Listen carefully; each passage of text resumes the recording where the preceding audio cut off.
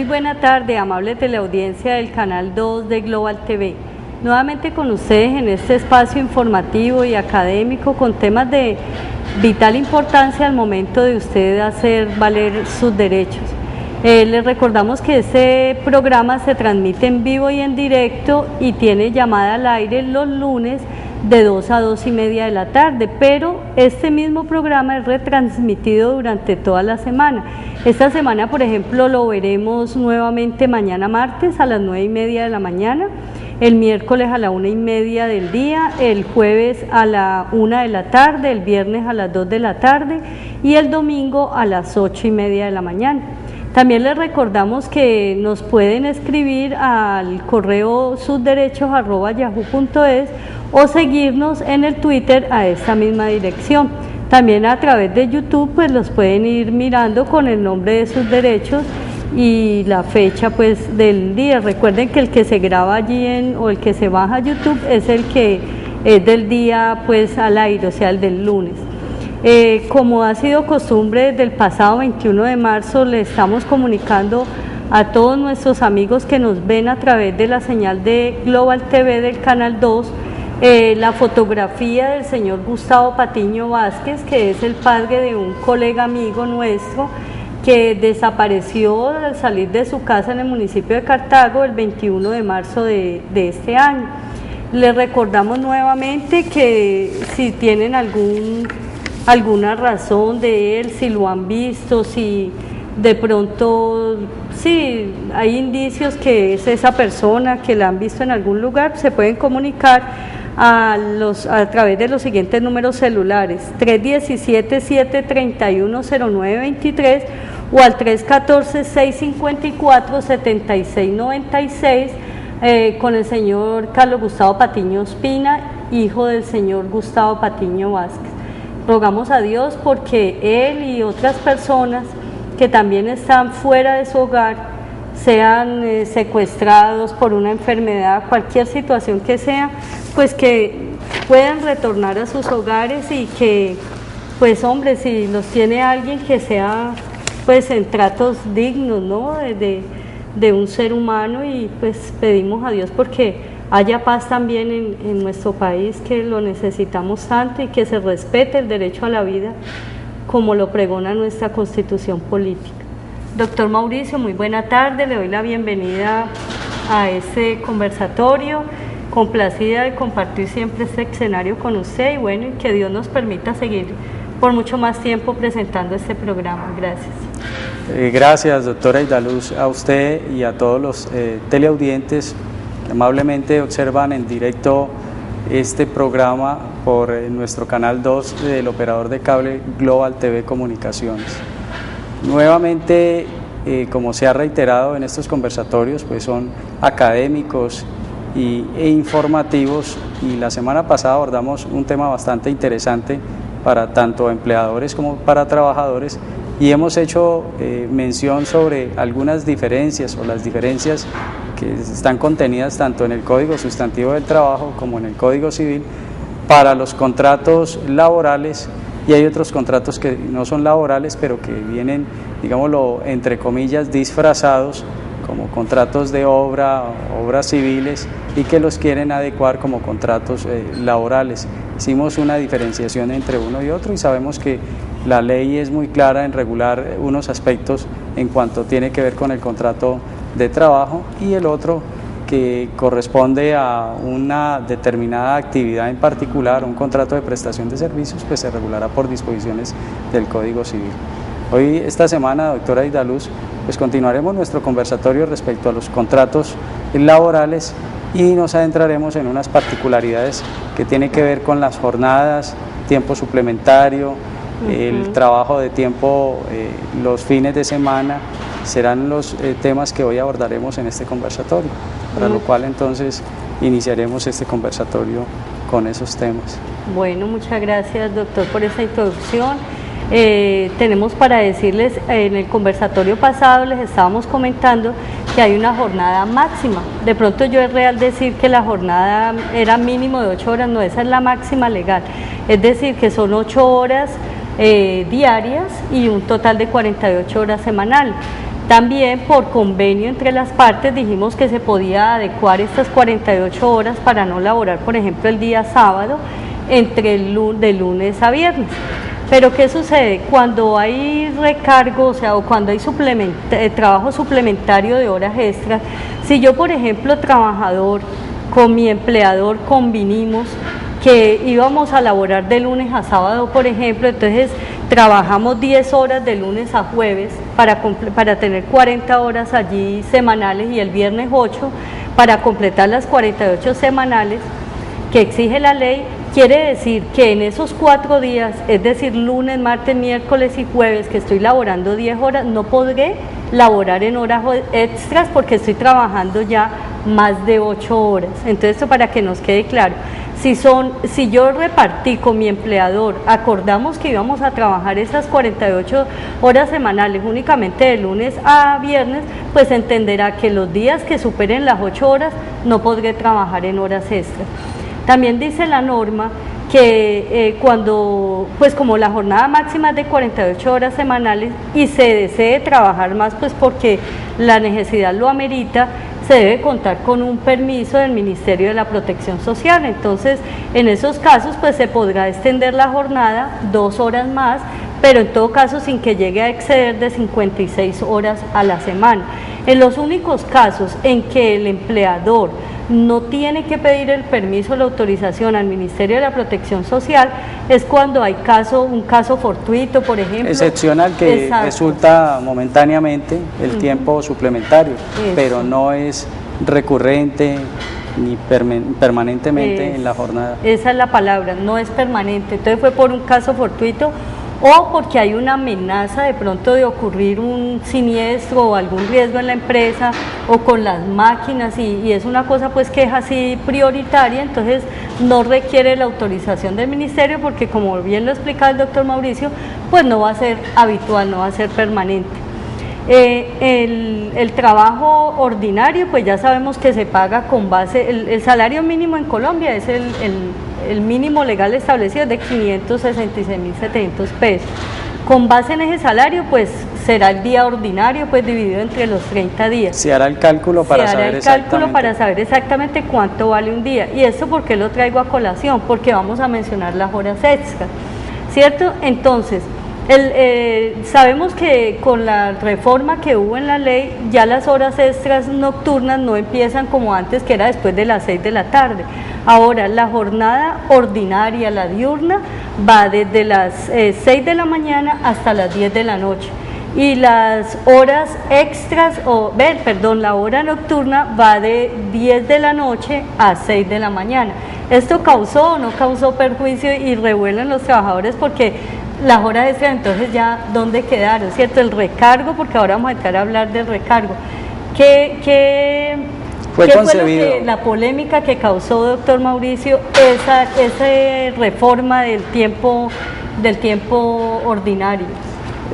El gobierno, a través del legislador, propuso adecuar el tiempo suplementario con la intención de que en el momento en que fue promulgada la ley había una crisis laboral en nuestro país y con eso se permitía que se generaran nuevos puestos de trabajo y después de ese ejercicio creo que han intentado hasta a través de la Corte Constitucional, y eso se ha discutido seriamente, en que la conveniencia de esa ley o esa ley no produjo los resultados esperados, por lo cual debía de sacarse del ordenamiento laboral y volver a la normatividad anterior. Eso ha sido materia de discusión, pero nuevamente, como fue una iniciativa del gobierno de su momento, pues obviamente ahora poco tiene otras políticas y otras prioridades distintas, pero lo que sí podemos afirmar sin temor a equivocarnos es que eso no generó las expectativas o no produjo los resultados. Sí generó muchas expectativas, pero no produjo los resultados porque no se vio el aumento de empleo en nuestro país. Sí, era como de pronto una medida, pero que no se estudió a fondo. Bien intencionada, pero no bien intencionada, pero que en la marcha se vio que no era la solución. De pronto ahí salió más... Pero sigue diezmando los derechos de los trabajadores, claro. Es decir, para algunos podría concebirse entonces que el día va hasta las 10 de la noche. Eso es verdad. Bueno, entonces, como esto era preciso pues informarlo porque vamos a empezar a hablar del trabajo suplementario. Entonces decimos que el recargo nocturno, por el simplemente hecho de ser nocturno, tiene un recargo del 35%. Si yo voy a laborar en horas extras diurnas, es decir, hasta las 10 de la noche, que es la jornada ordinaria diurna, pues tendré un recargo del 25%. Pero si voy a laborar en horas extras nocturnas, tendré un recargo del 75%. Obviamente que esos recargos son sobre el salario pues ordinario, sobre el salario normal, no en horas extras, sino en la jornada laboral. El cálculo que haya resultado de establecer el salario mínimo es una base, cuánto se gana diariamente y qué valor tiene esa hora. A esa hora se le incrementaría ese porcentaje y ahí arrojaría el valor total de la hora. Eso es proporcional por horas trabajadas. Bueno, también para que un trabajador tenga derecho a que le compensen el domingo, que se lo paguen remunerado, tiene que haber laborado todos los días de la semana, como está establecido pues la jornada. Si es de lunes a viernes, pues entonces tendrá que haber laborado de lunes a viernes. Si es de lunes a sábado, tendrá que haber laborado de lunes a sábado, salvo unas excepciones, en casos, por ejemplo, de una calamidad doméstica comprobable, en casos de fuerza mayor, caso fortuito, una enfermedad. En esos casos, si le ocurrió una de esas contingencias a una persona o está en esa situación, pues tendrá derecho a que se le recargue el domingo. Pero si esa persona faltó al trabajo porque quiso, sí, porque deliberadamente y lo tomó unilateralmente, ni siquiera notificó, pues entonces no tendrá derecho a que se le compense el día domingo. Pero en los casos en que haya, como mencionábamos en el conversatorio pasado, hay flexibilidad en la jornada. Entonces, si el empleador y los trabajadores convienen que, por ejemplo, se va a laborar de lunes a viernes, ¿cierto? Y domingo, porque ellos quieren que el descanso remunerado, el descanso que se va a tomar con recargo del 75% como si fuera domingo, va a ser el sábado. Me hago entender, trabajan lunes, martes, miércoles, jueves, viernes y domingo. El sábado ellos lo han designado como el día de descanso dominical remunerado con el recargo del 75%. Entonces el sábado se compensará como domingo. Quiere decir que no podrá faltar, por ejemplo, el domingo. Y ahí se trasladaría al sábado la excepción. ¿Me hago entender, doctor? Sí, claro, la compensación es variar de un día a otro. Es variar de un día a otro simplemente. Entonces, pues eso como para designar lo que son las jornadas.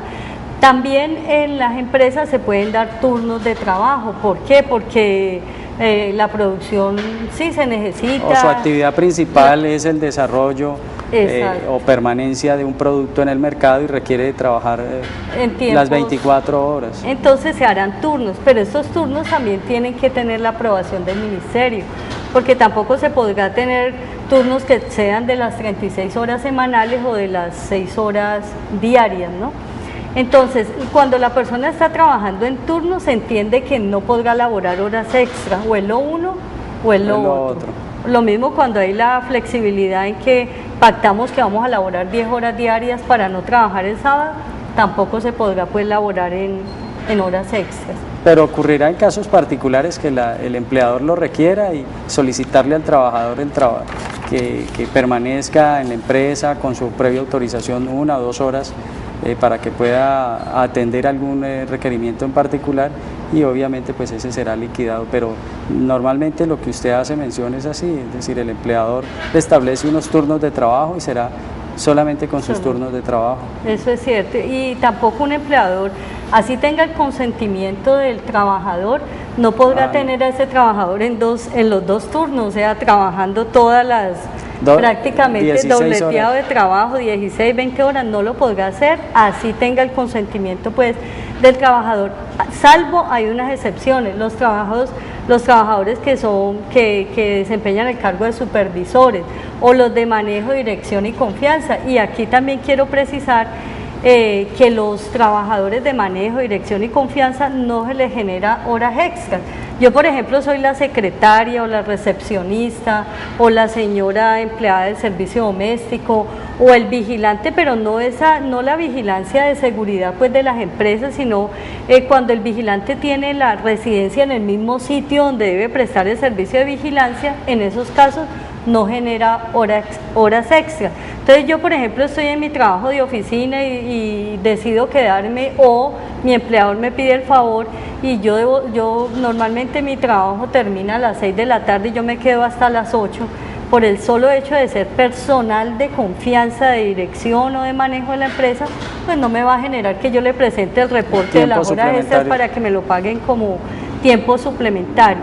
De igual forma, cuando se van a establecer horas extras, tiempo suplementario, todo eso, el empleador deberá fijar también en un lugar visible, público de la empresa, cuántas horas va a laborar la persona, ¿sí? Debe haber una programación previamente para señalarle al trabajador e informarle previamente qué turnos va a desarrollar y con qué frecuencia. Sí, y como en otros casos que, por ejemplo, el empleador necesitó que Pedrito Pérez, uno de sus trabajadores, laborara, por ejemplo, el domingo, pues él en ese caso, que ya trabajó toda la semana, lunes, martes, de lunes a domingo, pues entonces el empleador también tendrá que darle en la semana siguiente un día compensatorio de descanso por ese domingo que trabajó. Entonces, cuando esos casos ocurren, también deberá fijar en ese reporte que va a publicar cuáles van a ser las horas extras, en qué día, detallando pues, por ejemplo, el lunes va a laborar 1.5 horas, el martes 1 hora, el miércoles media hora, y el descanso compensatorio que va a tener remunerado será el jueves, por decir algo. O sea, todo eso tiene que ser comunicado, tiene que ser publicado. En este momento vamos a hacer un paréntesis porque tenemos informe que se abre la línea de participación para que usted, amable televidente, si tiene una sugerencia o una pregunta referente a este tema, nos la comunique a través del 558-5312. Si no hay pregunta al aire, no nos avisan que hay una llamada, pues seguiremos dando pues continuidad con el tema. Ya hablando del tiempo suplementario que hace parte, las horas extras también hacen parte del salario, también es preciso que todos sepamos que el salario se puede embargar, pero no en todos los eventos. ¿En qué casos se puede embargar el salario? Se puede embargar en casos en que sea para cooperativas pues debidamente autorizadas. Es decir, lo que se denomina descuentos por nómina, que muchas cooperativas los ofrecen por libranza, que le denominan. O por libranza, que lo denominan, o también lo que ha establecido el artículo 411 del Código Civil, y es cuando por alimentos. A mí me pueden demandar por alimentos que se le deba al cónyuge, o a los descendientes, o a los ascendientes, o a los padres adoptantes, o al hijo adoptivo, o a los hermanos, pero en situaciones especiales que ya lo habíamos mencionado en un tema de familia. Que no es que no quiera trabajar, no es que no quiera trabajar y yo lo voy a sostener, no. Entonces, en unos casos especiales, y también a las personas que han hecho una donación, pero que esa donación no ha sido ni rescindida ni revocada.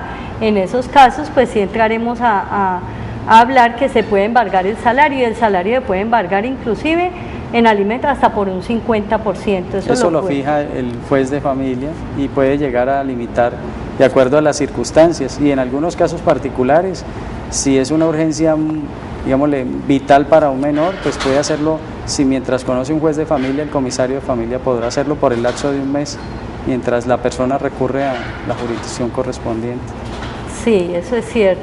Nosotros en el pasado conversatorio les hablamos del artículo 128 del Código Sustantivo del Trabajo, que define qué tipo de emolumentos o de prestaciones no generan salario, no hacen parte, o de esas compensaciones que entrega el empleador por mera liberalidad al trabajador, y que no son habituales, sino que son así ocasionales, pero que deben quedar taxativamente pues escritas en el contrato. Exacto, para excluirlas del salario y que no hagan base al momento pues de liquidar las prestaciones sociales de un trabajador. Entonces ahora precisemos que el salario es todo, sí hay ¿cómo se le puede llamar, doctor? Lo que hace base pues para el salario, sí hay factores que constituyen salario, por ejemplo, las horas extras. Las horas extras sí hacen base para que cuando a mí me vayan a liquidar ciertas prestaciones de ley, pues se incluya también el promedio de lo devengado, que incluye también ese tiempo suplementario. Lo que es ocasional, Sí, a mí se me tiene que tener en cuenta las bonificaciones, por ejemplo, que yo soy vendedor y a mí me dan una comisión por venta, eso también hace base salarial, lo que es muy diferente a lo que por mera liberalidad el empleador me da, como dijimos.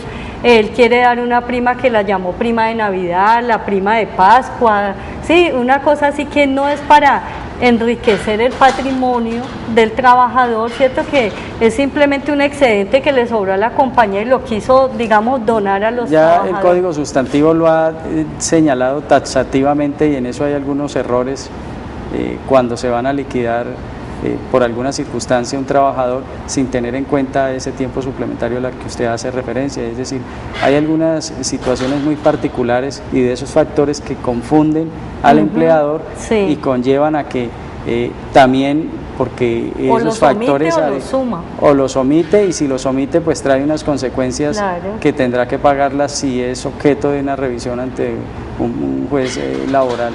Y en otros casos particulares también afecta al trabajador, porque recuerden que de eso tiene que ser también factor para cotizar su pensión, ¿no? Es decir, eso no se puede dejar a un lado porque siempre debe tenerse en cuenta que hay algunos factores que constituyen salario y deben hacer parte de ese porcentaje que le corresponde al trabajador para su cotización. Sí, y mire que el Código Sustantivo es bondadoso con los trabajadores porque se entiende, como le decíamos al comienzo, es protector. Es protector porque se entiende que el trabajador está en desventaja con el empleador porque pues obviamente el empleador es el que tiene la empresa, el establecimiento. Entonces, esto para mencionar que también en el código, en nuestra norma laboral, hay una prelación con respecto a los créditos y eso lo establece el artículo 2495 del Código Civil. Entonces, si yo, por ejemplo, trabajador, demandé a mi empresa, ¿sí?, porque me debe prestaciones, porque me debe salarios, pero resulta que hay un concurso de acreedores de esa empresa XYZ y hay, por ejemplo, acreedores que son los proveedores que suministran la materia prima o los proveedores que llevan insumos o el proveedor que le vende el mobiliario, los equipos de oficina, la papelería, los gastos de cafetería, pues lo que se gasta en la cafetería de la empresa. Si hay todos los proveedores están demandando, así la demanda del trabajador, la demanda laboral sea la última, iría en el primer lugar por la prelación de los créditos, porque se entiende que son las acreencias laborales y que es el derecho al trabajo, al mínimo vital de esa persona. Entonces es excluyente, quiere decir que pasaría en primer lugar los derechos laborales y en el siguiente orden irían bajando hasta llegar a los acreedores quirografarios que lo establece así el código, los que ha hecho usted mención, que son los últimos. Es decir, hay dos prioridades fundamentales en lo que usted, doctora, ha señalado de la prelación de créditos: las acreencias y el fisco, es decir, lo que se le deba a la DIAN como tal. Eso sí no tiene objeción alguna, es decir, siempre será benévolo el código frente a esas acreencias que se le deberán respetar al trabajador en el momento. Casi que ya la mayoría de empresas están en las denominadas leyes de reestructuraciones y llegan a acuerdos con trabajadores que han sido despedidos o no y no les han pagado sus prestaciones, se han demandado o no. Entonces siempre tendrán que tenerse como prelación las obligaciones laborales. Sí, bueno, amigos televidentes, por hoy finaliza nuestro espacio aquí al aire. Les damos las gracias por su sintonía. Damos gracias a Dios también porque nos da la oportunidad de venir aquí a este espacio al cual amamos, porque es una manera de llegarle y de aportar un poco con lo que gracias a Dios hemos estudiado y hemos aprendido. Oportunidad que no tienen muchos en este país y que puedan hacer valer, como lo denomina el programa, sus derechos. Sí, que en un momento determinado usted diga, yo escuché eso en el programa, sí tengo una lucecita, yo puedo hacer valer mi derecho. De igual manera, en Colombia hay muchos abogados muy buenos, no significa que la consulta pues necesariamente porque lo dijo Aidaluz Bedoya Giraldo, Mauricio Cruz Arce, pero aquí estamos trayendo un programa ceñido a la norma, no les estamos diciendo mentiras y hacemos también una invitación muy especial, y es que en las relaciones laborales seamos muy transparentes. No se trata que el empleador pues invente situaciones para ganar un privilegio, un provecho, y tampoco que el empleador aproveche pues la situación de indefensión del trabajador, sino que tratemos de mantener unas relaciones pues como que sean muy equitativas, que sean muy justas para todos, y así vamos contribuyendo también a esa paz que todos estamos reclamando, que queremos un país sin violencia, un país con justicia social, con equidad social, donde todos podamos respirar el mismo aire, que tengamos los mismos derechos. Entonces es una manera también de ir aportando, de contribuir con nuestro granito de arena. Entonces, bueno, les agradecemos mucho su sintonía, Dios los bendiga, doctor Mauricio, muchas gracias a usted también. Y bueno, hasta un próximo programa, ya seguiremos le dando continuidad a este tema en el siguiente, si Dios lo permite, el próximo lunes. Muchas gracias.